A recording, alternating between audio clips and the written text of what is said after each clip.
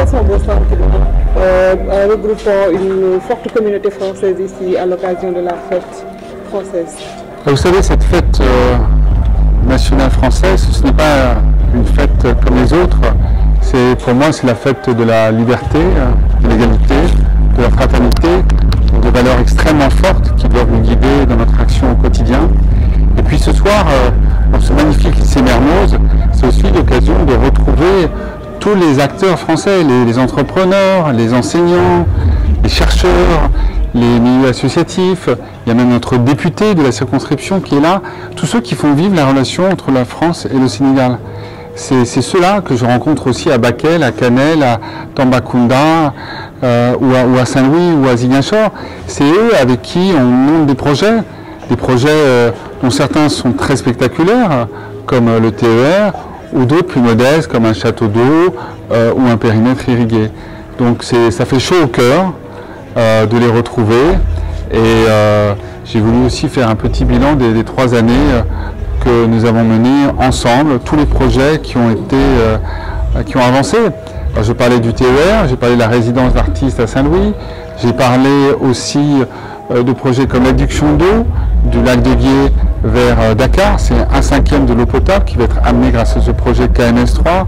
C'est la réhabilitation de la baie de Han, l'une des plus belles baies, je crois, d'Afrique. C'est aussi la construction de lycées dans le Grand Dakar, en Casamance. C'est la construction d'écoles professionnelles à Bignona comme à Richardson dans le domaine de l'agriculture. C'est le fameux campus universitaire franco-sénégalais qui va dès le mois d'octobre accueillir des étudiants dans 15 formations différentes. Mais ça peut être aussi tout à fait autre chose. Par exemple, je suis très fier que nous ayons pu sur 3 ans augmenter très fortement le nombre d'étudiants sénégalais qui sont partis en France. Quand je suis arrivé, il y en avait à peu près 2500 et maintenant il y en a 4300. C'est bien, c'est important. Pourquoi? Parce qu'ils vont se former dans les meilleures écoles et ensuite ils vont pouvoir revenir ici au Sénégal et participer à l'émergence du Sénégal. Il y a aussi les visas. C'est vrai que les visas, je suis conscient que c'est un système qui est insatisfaisant. Mais en même temps, ce que je constate, c'est que d'une année sur l'autre, chaque année, il y a plus 20% de visas qui sont délivrés. C'est-à-dire qu'on fait un effort tout particulier pour permettre à ce que les Sénégalais qui ont besoin de se rendre en France et en Europe, puisque c'est le système Schengen, puissent obtenir des visas avec des délais aussi courts que possible. Et ça, c'est important parce que ce sont ces intellectuels, ces artistes, ces commerçants, ces sportifs qui font vivre la relation. Donc voilà, beaucoup de projets ont été menés à bien. Je n'en ai pas fait la liste exhaustive, mais j'aurais pu parler aussi de l'école cybersécurité lancée par Jean-Yves Le Drian. J'ai parlé de la résidence d'artistes à Saint-Louis qui va accueillir les artistes français et africains. J'ai parlé aussi de tous les projets à venir, parce que nous avons beaucoup devant nous. Le Sénégal a entamé une croissance très forte. Il faut que nous soyons au rendez-vous. C'est un pays qui attire beaucoup à travers le monde. Moi, je suis très fier au passage que les investisseurs français aient considéré que le Sénégal était la première destination pour eux en Afrique de l'Ouest. Ça veut dire que pour les investisseurs français, le Sénégal incarne la sécurité, la stabilité, la démocratie et qu'ils ont envie d'investir ici. Le Sénégal est devant la Côte d'Ivoire et devant le Nigeria pour les investisseurs français. Et ça, c'est très important. Alors, nous essayons, avec des financements, aussi d'aider ce tissu économique. Vous le savez, Bruno Le Maire était venu, c'était la fin du mois de mars, pour accompagner les entrepreneurs sénégalais avec un programme qui s'appelle Choose Africa, choisir l'Afrique. Nous aidons aussi tout le secteur des startups, c'est important, avec la Teranga Tech, avec la French Tech. J'étais aux côtés du président Macky Sall lorsqu'il a visité le salon Vivatech à Paris et je sais à quel point le Sénégal a des ressources incroyables dans ce domaine. Cette jeunesse est enthousiaste et donc nous essayons d'être aux côtés du Sénégal dans cette très belle aventure. Vous voulez dire qu'on revient avant le 14 juillet 1789? Alors la particularité de cette année, c'est quoi? La particularité de cette année, d'abord, c'est que, comme vous l'aurez constaté, une grande partie de l'ambassade, et moi-même, quittons, à notre grand regret, l'ambassade. Donc, c'est l'occasion de dire que cas pour ce qui me concerne et ma famille, c'est un grand moment de déchirure, de tristesse. C'est une évidence de dire que le Sénégal va nous manquer parce que c'est difficile de ne pas tomber amoureux du Sénégal. Comme je dis souvent, mon cœur va rester ici, Samarol. On dit si Sénégal.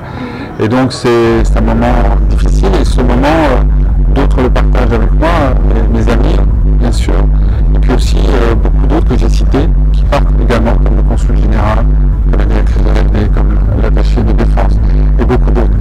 Donc voilà, mais je reviendrai comme citoyen et comme ami. Le coronavirus, vous en êtes au terme de votre mandat. Alors, qu'est-ce qui vous a le plus marqué durant ces 3 années? Mais ce qui m'a le plus marqué, vous savez, c'est les petites choses. C'est le sourire des enfants. C'est l'enthousiasme ou la joie des femmes quand, par exemple, je ne sais pas, moi, du côté de Matam ou de Goudiri, on inaugurait un château d'eau et que ces femmes n'avaient plus à faire la corvée d'eau et qu'elles avaient tout d'un coup du temps pour elles, pour leurs enfants, pour leur famille. Ces petites choses-là au quotidien, vous savez, c'est plus important que tout. Mais après, j'ai aussi beaucoup appris.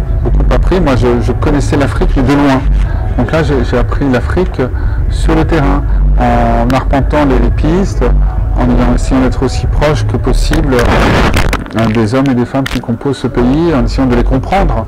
Moi, j'ai toujours mon grand regret, c'est de ne pas parler le Wolof. Je ne connais que quelques bouts de phrases, quelques bouts de mots, et c'est ridicule. Et tout à l'heure, vous avez parlé de 250 entreprises, la présence des ressources humaines. Vous pouvez revenir un peu sur ce... Oui, c'est vrai. Il y a 250 entreprises françaises ici au Sénégal. Mais à vrai dire, on dit qu'elles sont françaises, on pourrait dire qu'elles sont sénégalaises. Pourquoi? Parce que les 99%, je crois, de leurs effectifs sont sénégalais. Les cadres ne sont pas français. Les impôts, évidemment, sont payés au Sénégal, comme la sécurité sociale. Et donc, et puis c'est des entreprises qui sont là depuis très longtemps. Y compris, elles étaient là dans des périodes où, très honnêtement, il y avait peu de pays qui investissaient au Sénégal. Dans des périodes où la croissance était faible, dans ce que j'appelle les périodes de soudure, les périodes de saison sèche, dans les moments difficiles. Eh bien, elles étaient là. Des entreprises qui sont parfois là depuis 120 ans. L'héritage, je crois, est ici depuis 120 ans. Eiffage est là depuis, je crois, 90 ans.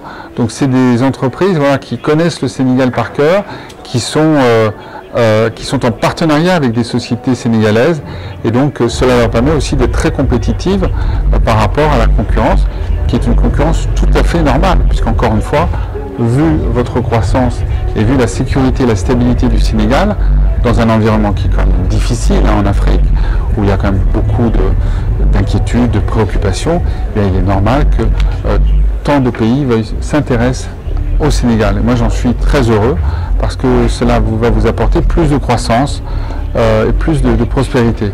Et puis vous avez besoin de financements très importants. Je l'ai rappelé, la France elle a apporté 1,5 milliard d'euros. C'était en décembre dernier. 1,5 milliard d'euros, c'est 3 fois plus que ce qu'elle avait apporté en 2014. Donc, vous voyez, on passe 2014 et 2019, 5 ans plus tard, multiplication par 3. Ça veut dire tout simplement que l'économie sénégalaise a besoin de ces financements et que ces financements sont ici bien utilisés. J'ai donné quelques exemples de ces projets d'infrastructures. J'aurais pu parler aussi de l'énergie solaire. L'énergie solaire, je crois qu'il y a encore quelques années, était très faible. Et ici, maintenant, plus de 20% de l'énergie que vous consommez vient du solaire. Donc ça, c'est assez incroyable.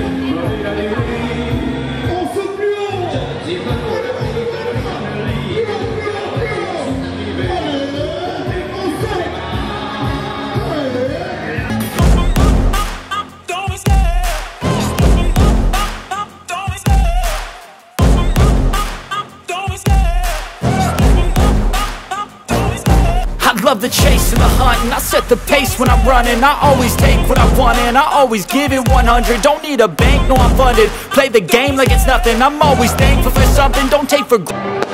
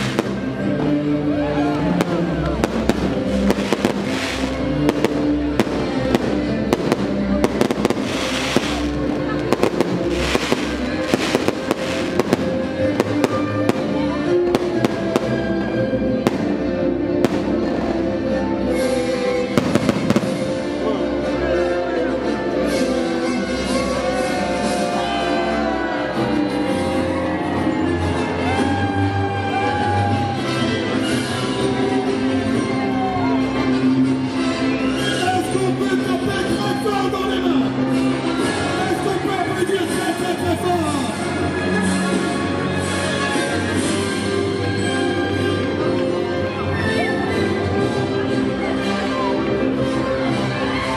Merci beaucoup. Merci beaucoup, mesdames, messieurs.